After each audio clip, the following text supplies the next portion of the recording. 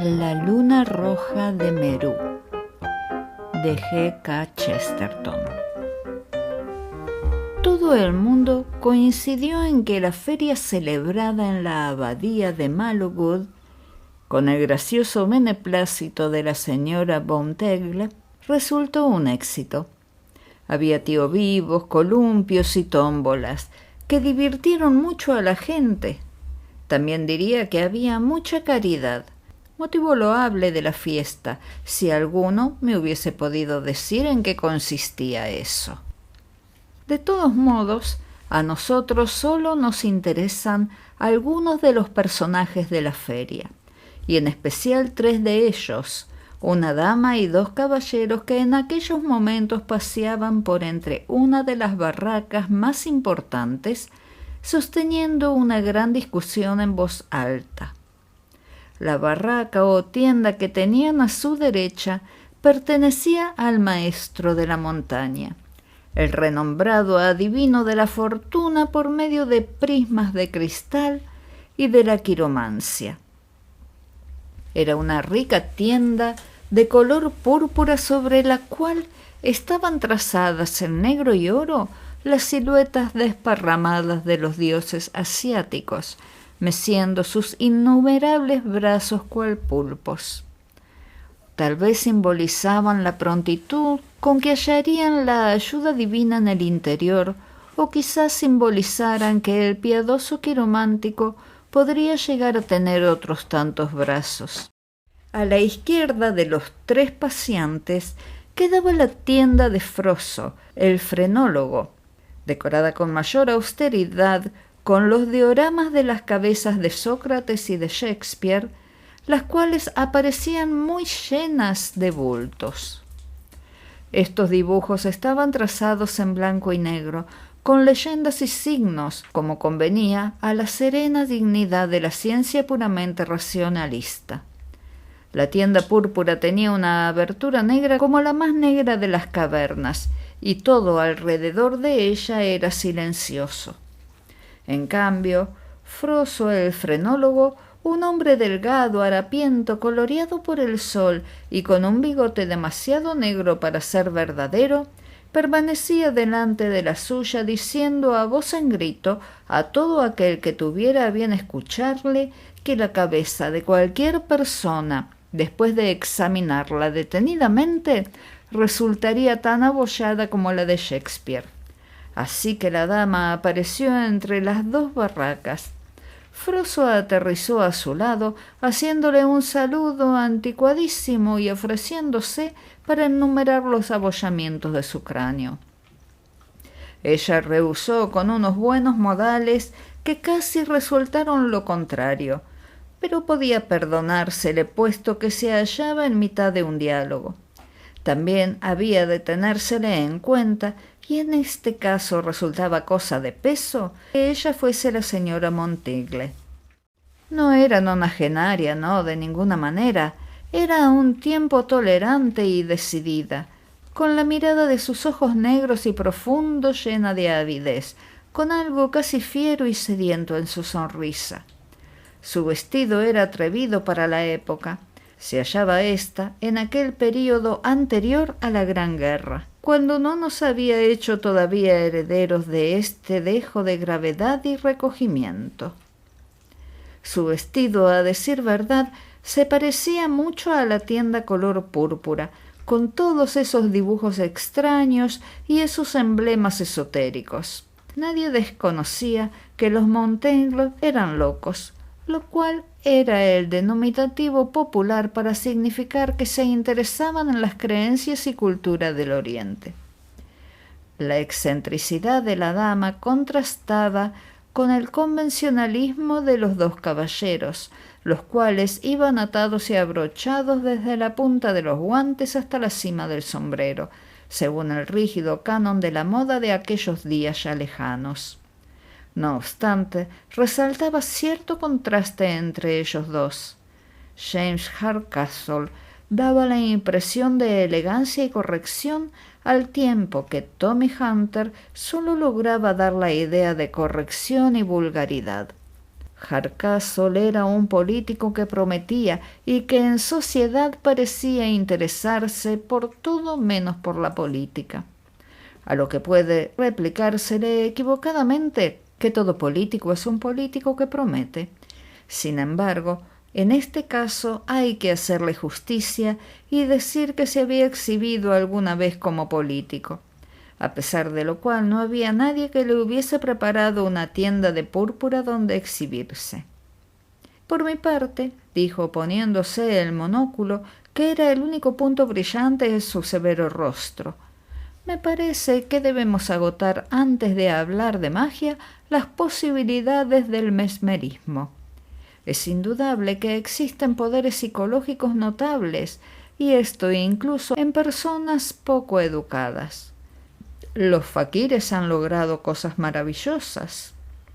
¿Has dicho fakers? ¿Estafadores? Preguntó el otro inocentemente. Tommy, eres sencillamente tonto, dijo la dama. ¿Por qué has de meterte en cosas que no comprendes? Te pareces a un colegial dando gritos porque quiere que se sepa que sabe cómo se hace un juego u otro. Es el mismo escepticismo del colegial tan propio de los primeros tiempos victorianos. En cuanto al mesmerismo, no sé si se le puede hacer llegar hasta... En ese momento la señora Montaigle vislumbró a alguien que esperaba ver, un hombre bajito y regordete, junto a una barraca donde había unos niños echando aros para alcanzar unos peluches espantosos. Se abalanzó hacia el personaje exclamando: «Padre Brown, trataba de encontrarle. Quiero preguntarle algo. ¿Cree usted en la buenaventura?» La persona a quien fue dirigida esta pregunta se quedó mirando un poco desconcertada el pequeño aro que tenía en las manos y por último dijo: «Estoy pensando en qué sentido usa usted la palabra creed. Naturalmente, todo eso no es más que un fraude». «Oh, pero el maestro de la montaña no tiene nada de fraude», exclamó la dama. «No es un faquir vulgar ni tan solo un adivino. Es realmente de agradecer que se digne a decir la buenaventura en mis fiestas, pues es un gran dirigente religioso en su pueblo, un profeta y un vidente. Y su manera de decir la buenaventura no consiste en esas vulgaridades de que vas a tener una fortuna. Explica grandes verdades espirituales acerca de uno mismo y de sus ideales». Ya, dijo el padre Brown. «De eso me quejo. Iba a decir precisamente que si no fuera más que un engaño no me importaría tanto. El ser un engaño no podría diferenciarse mucho de lo que corrientemente se hace, y entonces no pasa de ser un juego práctico. Pero si es una religión y revela verdades espirituales, entonces es más falso que el mismo infierno, y me guardaría tanto de tocarle como de acercarme al fuego». «Eso se parece a una paradoja», dijo Hardcastle con una sonrisa. «¿Y qué es una paradoja, me pregunto yo?», dijo el sacerdote pensativo. «A mí se me ocurre que lo dicho es bastante claro. Supongo que no haría mucho daño el que una persona se vistiera como un espía alemán e hiciera ver que ha dicho infinitas mentiras a los alemanes. Pero si un hombre trata en verdad con los alemanes, bueno, entonces... De la misma manera creo yo que si un adivino comercia con la verdad de esta manera... «Es que realmente cree», comenzó a decir Hardcastle. «Sí», continuó el otro, «creo que comercia con el enemigo». Tommy Hunter hizo un pequeño chasquido con la boca. «Bien», dijo, «si el padre Brown cree que todo va bien mientras no pasa de embaucadores, me parece que consideraría a este profeta de color de cobre como un santo o cosa así». «Mi primo Tom es incorregible», interpuso la señora Montaigle. «Siempre está yendo de acá para allá, delatando a los ineptos, como él los llama. Me parece que solo vino aquí precipitadamente cuando supo que el maestro iba a venir, y creo que hubiera denunciado al mismo Buda o a Moisés». «Me pareció que debía venir a protegerte», dijo el joven con una mueca en el rostro. «Bajé precisamente por eso. No me gusta ver a ese mono dando vueltas por aquí». Ya estamos otra vez, dijo la señora Montegle. Años atrás, cuando fui a la India, también mantenía estos prejuicios contra la gente de color, pero ahora que conozco todas estas maravillas del espíritu, me alegra decir que pienso de otro modo. Nuestros prejuicios parecen encontrados, dijo el padre Brown. Usted le perdona que sea de color porque es un brahmán, y yo le perdono que sea brahmán porque es de color. Francamente, estos poderes ocultos no me importan mucho. Siento mayor simpatía por la debilidad espiritual, pero no veo que se pueda sentir aversión por él porque sea del mismo color que el cobre, el café, el vino de castañas o esos alegres riachuelos que bajan de las turberas del norte. Y sin embargo siento cierta atracción, dijo el padre mirando a la dama y cerrando un poco sus ojos, por todo aquello que se califique de castaño. «Vea usted», exclamó la señora Montegle, como si hubiese alcanzado un triunfo. «Ya sabía yo que usted solo iba a decir una cosa sin ton ni son». «Bien», refunfuñó el ofendido muchacho de rostro redondo. «Si alguien habla de una manera sensata, usted lo califica de escéptico. ¿Cuándo empezará esa sesión de mirar a los cristales?» «Creo que cuando a nosotros nos parezca bien», replicó la dama. «Por cierto que no es mirar simplemente por cristales, sino quiromancia. Supongo que replicarás que en cuanto a tonterías, tanto vale una cosa como la otra». «Me parece que existe una vía media entre la insensatez y la sensatez», dijo Hardcastle sonriendo. «Hay explicaciones que son naturales y que no tienen nada de tontería. No obstante, las conclusiones a que se llega con ellas asombran. ¿Quieren entrar a hacer una experiencia? Confieso que estoy lleno de curiosidad». «Ah, no tengo paciencia para escuchar todas esas tonterías», exclamó el escéptico, cuyo rostro redondo se había convertido en un rostro coloreado a causa del calor con que manifestaba su desprecio y su incredulidad.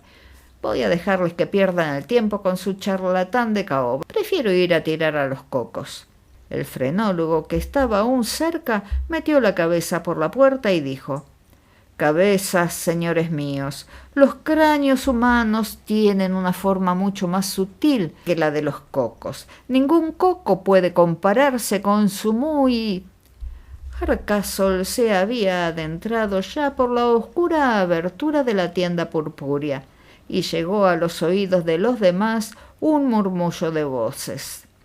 Así que Tom Hunter se volvió hacia el frenólogo para espetarle una respuesta algo impertinente, en la cual demostraba una lamentable indiferencia por la línea divisoria entre las ciencias naturales y las preternaturales. Y la dama, que estaba por continuar su pequeña discusión con el diminuto sacerdote, se detuvo sorprendida. James Hardcastle había vuelto a salir de la tienda, y en su rostro enjuto y en el brillante monóculo se dibujaba la sorpresa con mayor vigor que en el rostro de la dama. «No está ahí», dijo el político con brusquedad. «Se ha marchado. Un negro de edad que parece formar parte de su séquito me dijo algo sobre que su maestro prefería marcharse antes de vender los secretos por oro». La señora Montegle se volvió con el rostro radiante hacia los demás. «Vean ustedes», dijo, «ya les dije yo que estaba por encima de cualquier cosa que pudieran ustedes pensar. Aborrece hallarse en medio de una multitud. Se ha vuelto a la soledad». «Lo siento», dijo el padre Brown con gravedad. «Quizás haya cometido una injusticia con él. ¿Sabe usted dónde puede haber ido?» «Me lo parece», dijo la dama con idéntica gravedad. «Cuando quiere estar solo se va al claustro, al final del ala izquierda, un poco más allá del despacho de mi marido y de su museo particular. Ya debe de saber que esta casa fue en un tiempo abadía».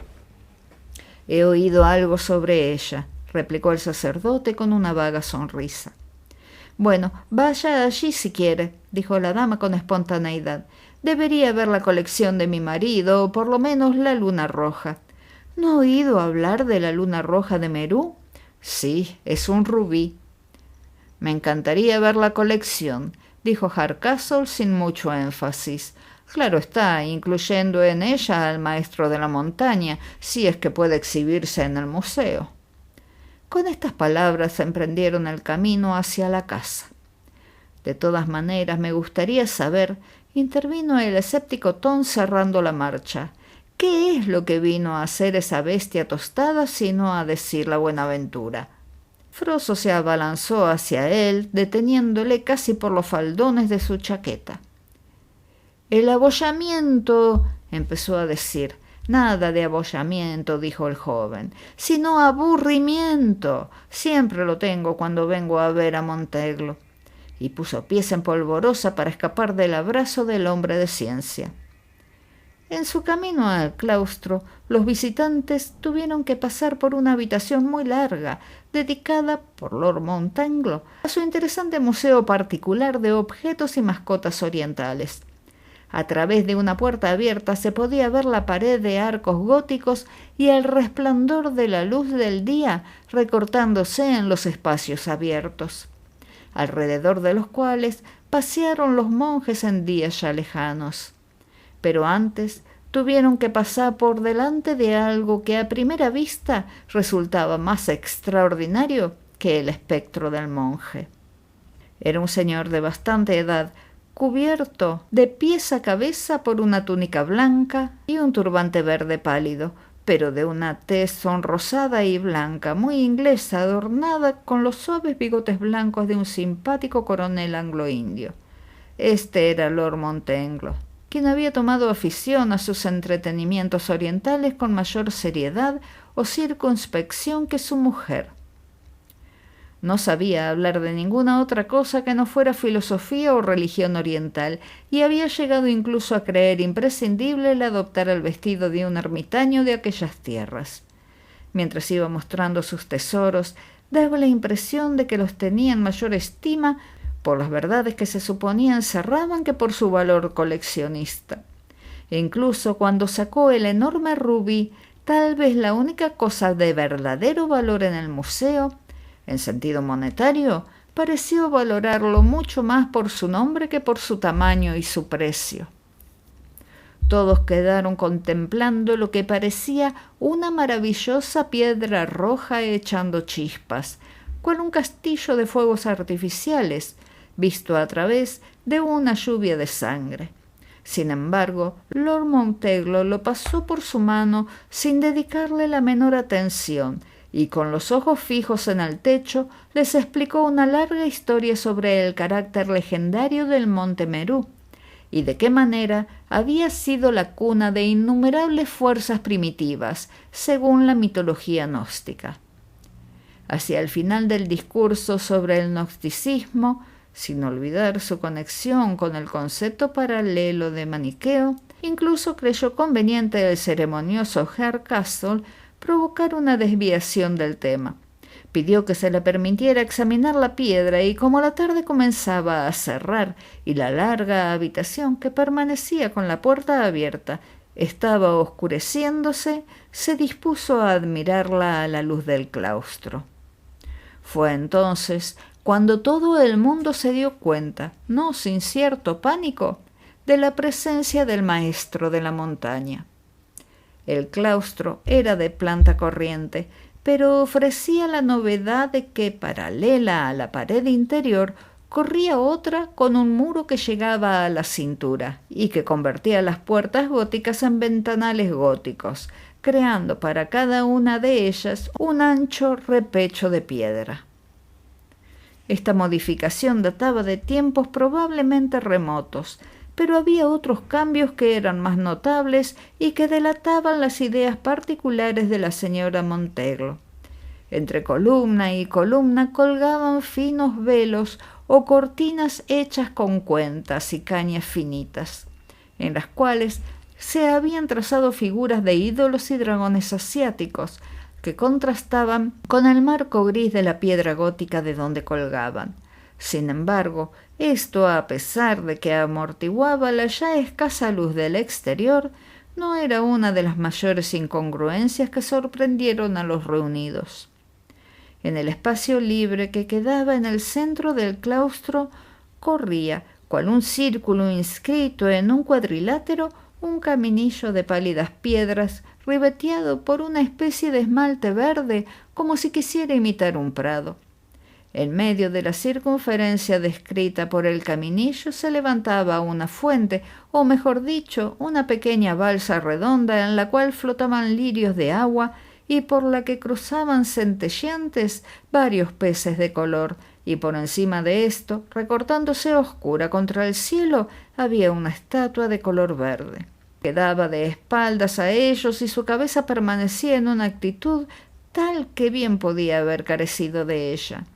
Pero por la simple silueta oscura recortada en la media luz del ambiente, todos pudieron apreciar que no era ningún símbolo del cristianismo. A unos pocos pasos de pie sobre el camino circular y con la cabeza levantada hacia el dios verde, estaba el hombre llamado Maestro de la Montaña. Sus afiladas y bien determinadas facciones parecían moldeadas por un artífice en una máscara de cobre. Contrastando con el color de la piel, su barba gris oscuro parecía casi de color azul índigo. Empezaba con la forma de una perilla y acababa por abrirse como un abanico o la cola de un pájaro. Iba vestido con una tela de color verde pavo real y llevaba en la cabeza una gorra alta de forma rara. Era un sombrero desconocido para todos, pero daba más la impresión de egipcio que de indio. El hombre estaba mirando con ojos abiertos como los de un pez y tan inmóviles que parecían los que hay pintados sobre la caja de una momia. Pero se dio el caso de que aunque la figura del Maestro de la Montaña era lo bastante original para atraer las miradas, los ojos de algunos de los concurrentes, incluyendo los del padre Brown, no estaban fijos en él, sino en aquel hermoso y brillante objeto que ellos miraban. «Parece una cosa extravagante», dijo Hardcastle frunciendo el entrecejo, «para colocarla en medio del claustro de una vieja abadía». «No me digas que eres tan tonto que no entiendes», dijo la señora Monteglo. «Eso es precisamente lo que deseábamos, unir las grandes religiones del Este y del Oeste, Buda y Cristo. No me vayas a decir que no comprendes que todas las religiones son una misma cosa». «Si lo son, me parece un poco descabellado tener que ir al centro de Asia para hallar una», dijo el padre Brown. «La señora Monteglo quiere decir que hay distintas facetas y aspectos, como ocurre con esta misma piedra», empezó a decir Hardcastle, e interesándose en el nuevo giro de la conversación, dejó el rubí sobre el repecho de la ventana debajo del arco gótico. Sin embargo, de esto no se sigue que podamos mezclar el cristianismo con el islamismo, pero no se puede mezclar el gótico con el sarraceno, ni mucho menos con el verdadero arte indio. Mientras hablaba, el Maestro de la Montaña pareció recobrar la vida. Como si fuera un cataléptico, recorrió con gravedad otro sector del círculo, cual la manilla de un reloj alrededor de la esfera, deteniéndose otra vez para orar o contemplar. «¿Cuál es su religión?», preguntó Hardcastle un poco impaciente. «Él dice», contestó Lord Montagle, «que es más antigua que el brahmanismo y más pura que el budismo». «Oh», dijo Hardcastle, mirando a través de su monóculo y con ambas manos en los bolsillos. «Dicen», observó el aristócrata con voz suave pero de acento didáctico, «que la divinidad llamada el dios de los dioses está esculpida en gran tamaño en la caverna del monte Merú». Incluso la serenidad didáctica de su ilustrísima se vio turbada al oír la voz que sonó a su espalda. Salía de la habitación que ellos acababan de dejar. Al oírla, los dos hombres más jóvenes se volvieron sorprendidos, enfureciéndose y luego rompieron a reír. «Espero no molestar», dijo la voz correcta y seductora del profesor Froso, aquel infatigable buscador de la verdad. «Pero se me ocurrió que quizá alguno de ustedes tendría un poco de tiempo de sobra para oír algo acerca de esa despreciada ciencia de los bultos que...» «Mire usted», exclamó el impetuoso Tommy Hunter, «yo no tengo ningún bulto, pero le aseguro a usted que tendrá uno si...» Hardcastle le cogió suavemente y le hizo traspasar la puerta, por la que todos se volvieron de nuevo hacia aquel lado. En ese momento fue cuando sucedió la cosa. El impetuoso Tommy fue el primero en moverse también esta vez y, por cierto, con mejor resultado. Antes de que nadie viera nada y segundos antes de que Hardcastle recordara con un sobresalto que había dejado la piedra preciosa sobre el repecho de la ventana, Tommy se abalanzó con la ligereza de un gato sobre el claustro vecino y gritó con una voz que resonó por todo lo largo del corredor de arco: «¡Lo tengo!». En el instante de volverse y antes de oír su grito de victoria, todos vieron lo que ocurría.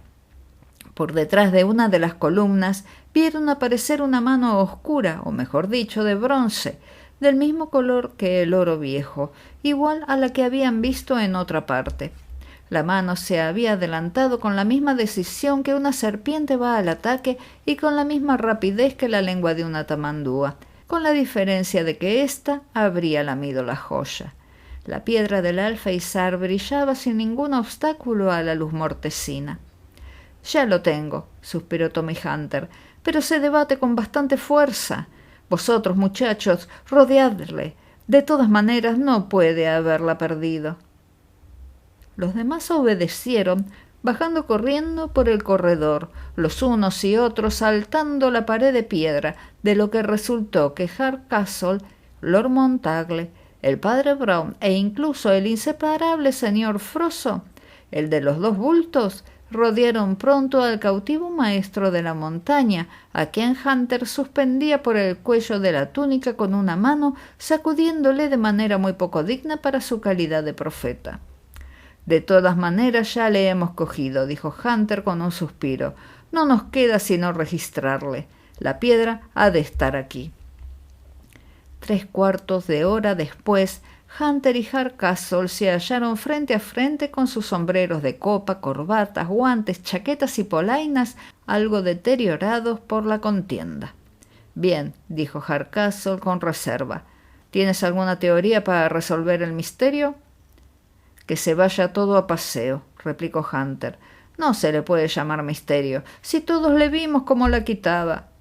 «Sí, pero no todos le vimos cómo la perdía», dijo el otro, «y el misterio está en decir dónde lo ha perdido para que podamos buscarlo». «Tiene que estar en alguna parte», dijo Hunter. «¿Has buscado en la fuente alrededor de ese maldito dios de ahí?» «No he abierto los pececillos», dijo Hardcastle, levantando el monóculo y mirando a su interlocutor. «¿Piensas en el anillo de Polícrates?»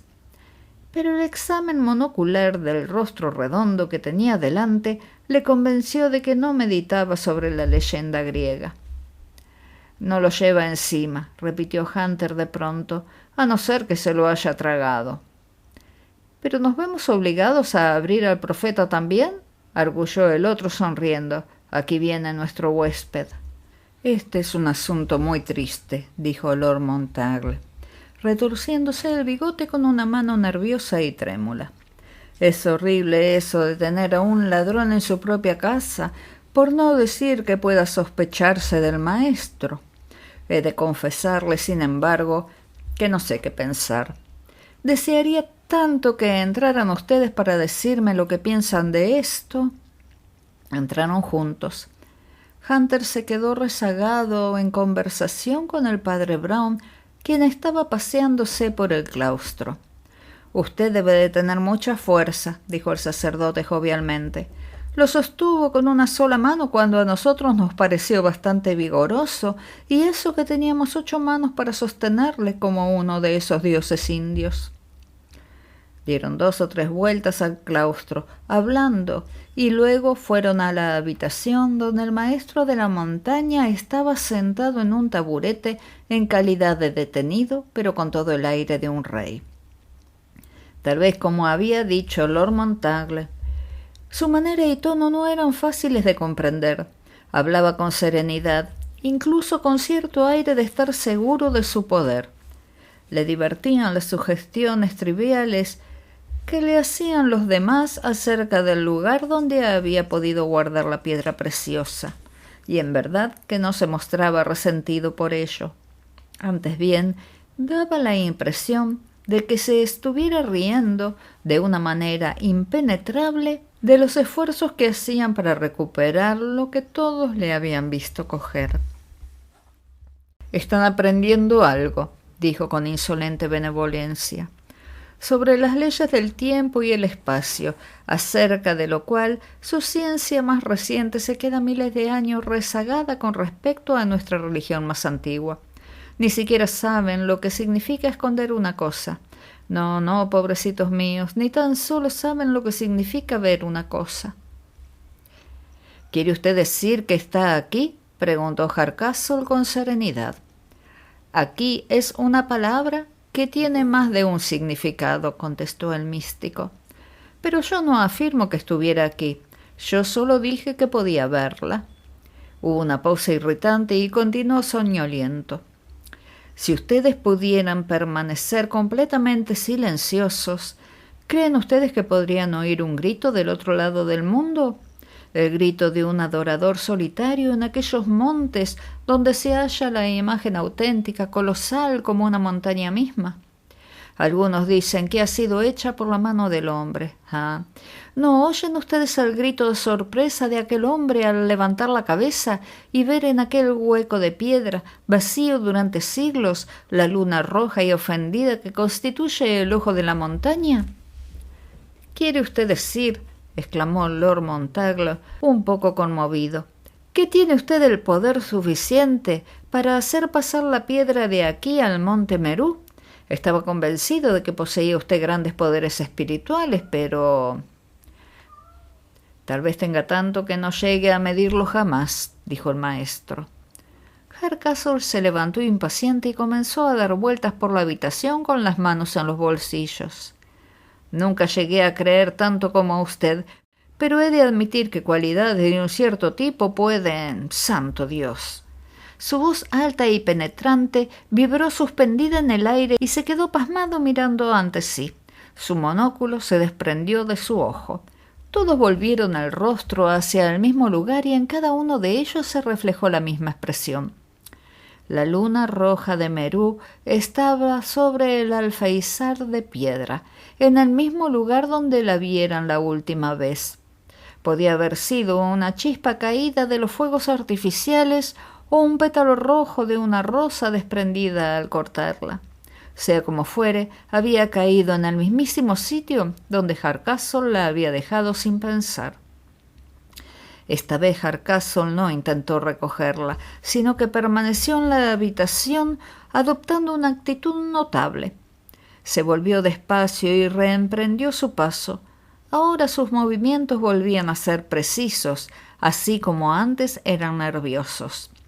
Por fin se detuvo delante del maestro de la montaña y le saludó con una sonrisa un poco burlona. «Maestro», dijo, «todos nosotros le debemos una excusa, y lo que es aún más importante, usted nos ha dado una lección. Créame usted, servirá de lección al propio tiempo que de chiste. Recordaré siempre los poderes que tiene y lo muy mansamente que los usa». La señora Montagle continuó diciendo, dirigiéndose hacia ella, «Espero quedar justificado ante sus ojos por haberme dirigido primero al maestro, pero era usted misma a quien tuve el honor de ofrecer esta explicación tiempo atrás. Le dije que la mayoría de estas cosas podían interpretarse por el hipnotismo. Muchos creen que esta es la explicación de aquellas cosas que cuentan de la higuera de Bengala y del muchacho que sube por una cuerda suspendida en el aire. Esas cosas no ocurren en realidad. Lo que ocurre es que los espectadores son llevados a imaginarse que sucede así. De la misma manera nos ocurrió a nosotros, llegando a imaginar que este latrocinio había ocurrido. Aquella mano oscura que salió detrás de la ventana llevándose la piedra preciosa fue una ilusión, una mano soñada, y como estábamos seguros de haber visto desaparecer la piedra, no la buscábamos donde estaba antes, sino que nos fuimos derecho a la balsa y dimos la vuelta a cada hoja del lago, y casi estuvimos por dar vomitivos a los peces de oro. Sin embargo, el rubí ha estado siempre allí. El orador se volvió hacia los ojos de ópalo y boca sonriente y barbuda del maestro, percatándose de que la sonrisa era un poco más acentuada. Había algo en ella que hizo saltar a los demás de sus asientos como si se quitaran un peso de encima. «Esa es una solución muy afortunada para todos», dijo Lord Monteagle, sonriendo nerviosamente. «No cabe la menor duda de que sucedió como usted dijo. Ha sido un caso muy lamentable y verdaderamente no sé qué excusas». «No tengo ninguna queja», contestó el maestro de la montaña sonriendo aún. «No me han tocado ustedes nunca». Mientras todos marchaban regocijados con Hardcastle como héroe del momento, el pequeño frenólogo con sus bigotes se dirigió a su absurda morada, pero mirando una vez por encima de su hombro, se sorprendió al ver que el padre Brown le seguía.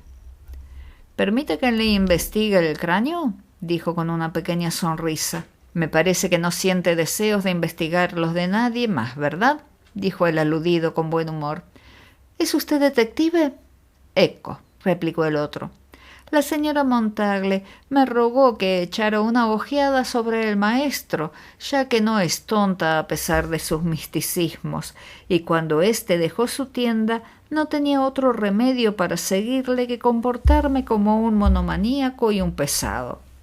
Si alguien hubiera entrado en mi tienda, hubiera tenido que buscar la palabra bumps en la enciclopedia. Bumps, Wahoshi, hace folclore», añadió el padre Brown soñoliento. «Le digo que supo hacer bien su papel de correr tras la gente de una tómbola». «Un caso raro, ¿no?», insinuó el frenólogo de mentirijillas. «Es extraño tener que imaginar que la cosa estuvo allí todo el tiempo». «Muy curioso», dijo el sacerdote.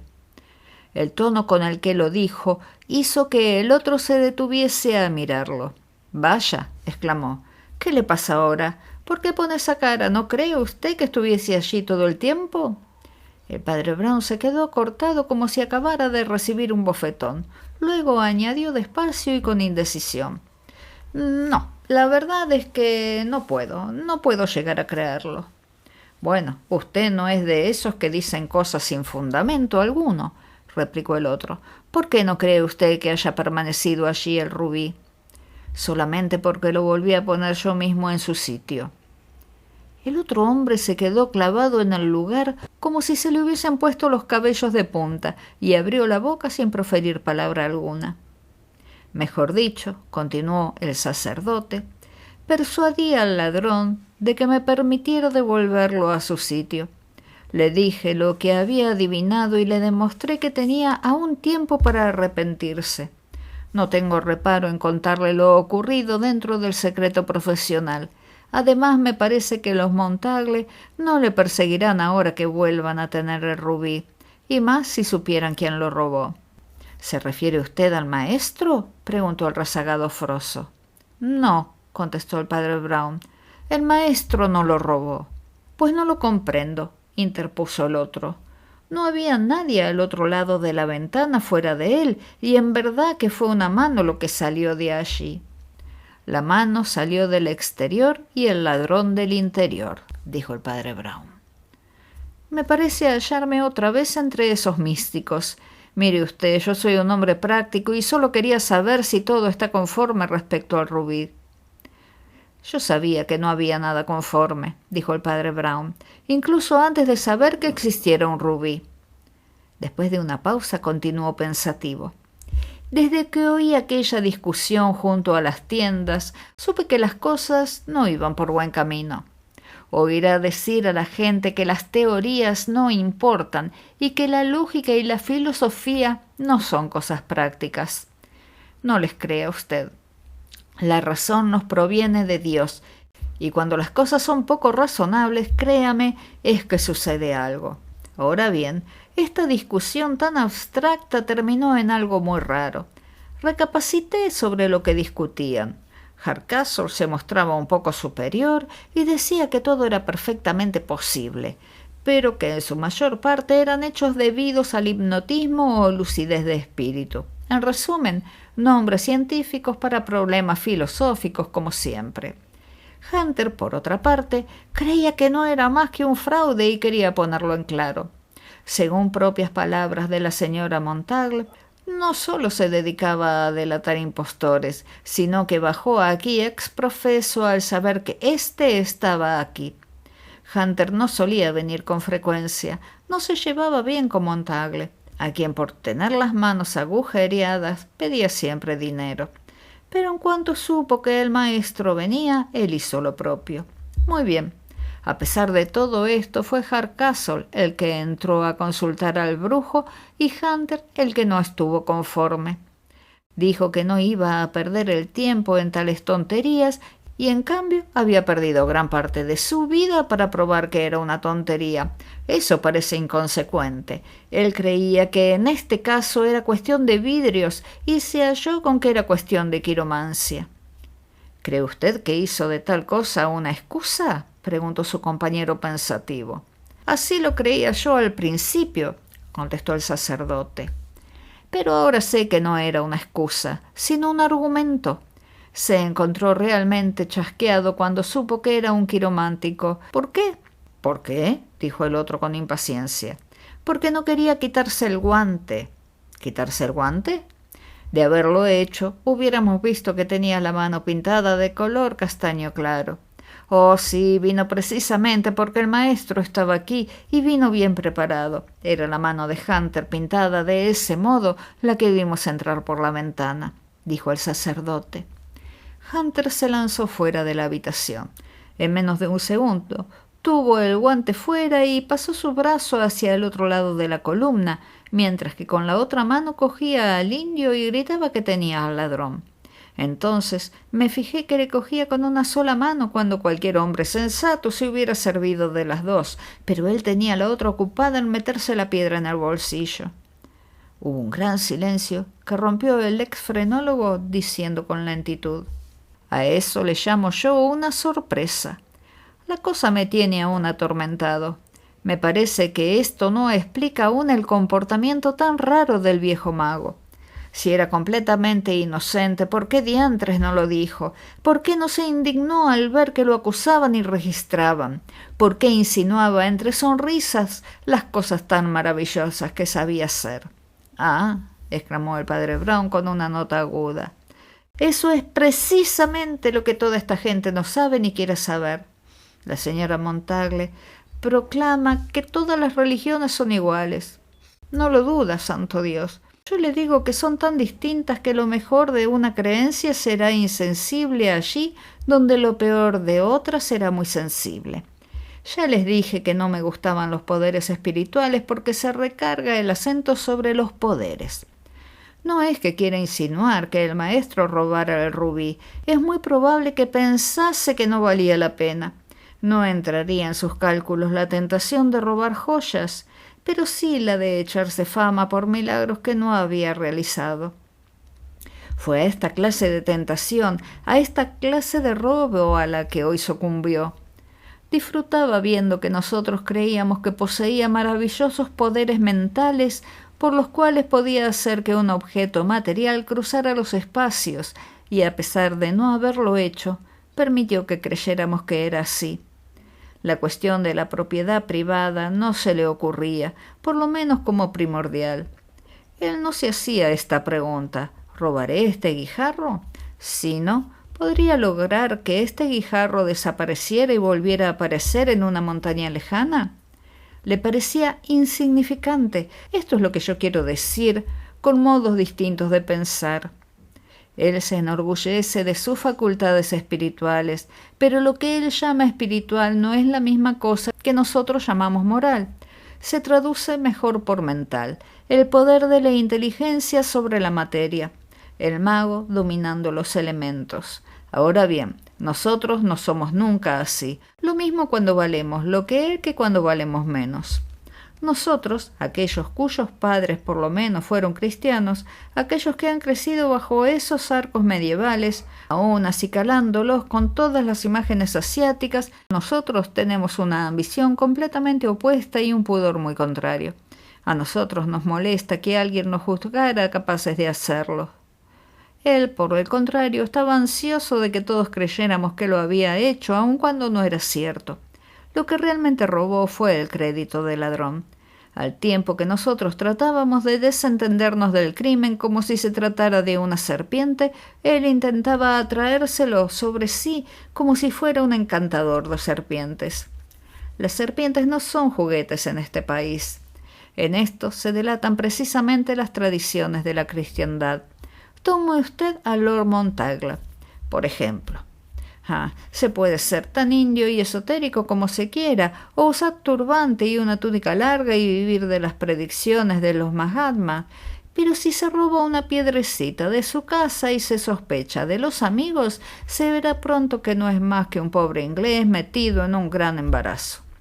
El hombre que lo hizo no hubiera querido tampoco que se supiera que había sido él, porque él también era un caballero inglés. Aún era algo mucho mejor. Era un ladrón cristiano. Quiero decir, y lo espero, que es un ladrón contrito. Según su narración, dijo su compañero riendo, el ladrón cristiano y el defraudador pagano tendrían intereses contrarios. El uno se arrepentía de haberlo hecho y el otro de no haberlo podido hacer. No debemos ser demasiado duros para con unos ni para con los otros, dijo el padre Brown. Hay otros caballeros ingleses que han robado antes y a quienes el gobierno y la ley han protegido. También tiene el oeste su manera de encubrir el robo con sus sofismas. Al fin y al cabo, no es el rubí la única piedra preciosa en el mundo que ha cambiado de dueño. Ha sucedido igual con otras piedras preciosas, con frecuencia más esculpidas que un camafeo y tan decoradas como flores. El otro le miró inquisitivamente y el dedo del sacerdote señaló la mole gótica de la gran abadía. «Una gran losa sepulcral», dijo, «que también ha sido robada».